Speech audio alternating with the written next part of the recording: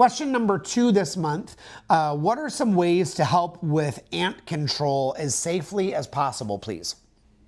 And I'll begin this question just briefly because I just talked about it a lot, is that we're not called to eliminate them from our system. They are playing a role. They're great composters. They are composting their frass, their manure, is composting really deep down into the soil, several feet down into the soil, into their homes. They're taking stuff from above. They're cycling those nutrients. They're doing an amazing job.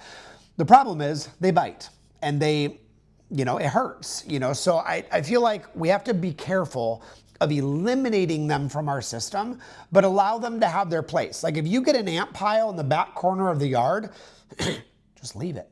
Like, why do you have to touch it? Well, it's ants. So what? Like, so what? Now, if they're in your raised bed, okay, those beloveds have to go. Like they don't get to live in my raised bed, because then every time you're harvesting lettuce, you're getting ate alive, by those little dudes. So it's like, we got to do something.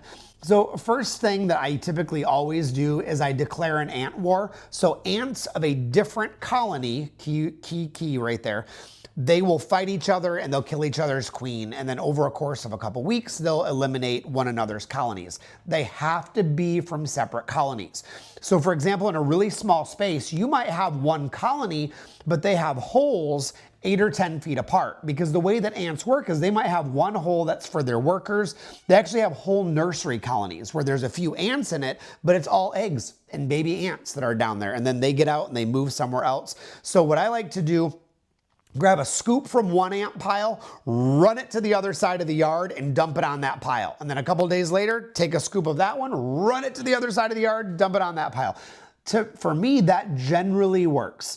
Now, when it doesn't, then I kind of got to get a little bit more invasive.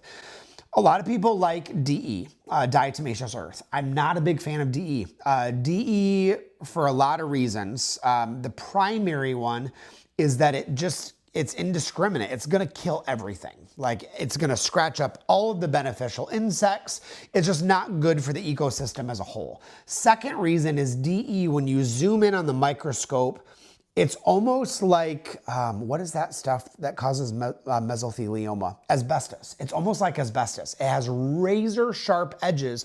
So when it's inhaled, whether it's by humans, by your chickens, by your goats, by your horses, people are using it to deworm their animals, and it's literally getting into their lungs and it causes respiratory problems later on. So to me, it's not a great approach for pretty much anything. But DE, yes, it will help kill the ants, but also at what cost? Second thing that you could try is cinnamon, just cheap dollar store Ceylon cinnamon. Take several tablespoons on a hot, dry day, sprinkle it around the pile in the hole, and then that usually can help take care of the problem.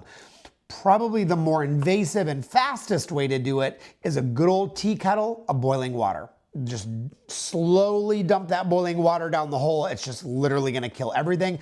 Generally, that one is going to kill the queen, which will long-term take care of the problem. The downside is you got to be careful. Like if you're really close to a plant, you're not dumping boiling water down it, and killing the roots of your plant. So you can use that, but you've got to be careful where you're doing that at. So same thing of like doing it in the yard, boiling water is going to kill a spot of grass. So, you've got to kind of choose your methods, there. But I would say, again, let's consider ways that we're giving ants their place in the system and we're allowing that natural process to take place. We're not called to eliminate them, but we want to orchestrate them, in a little bit more gentle way.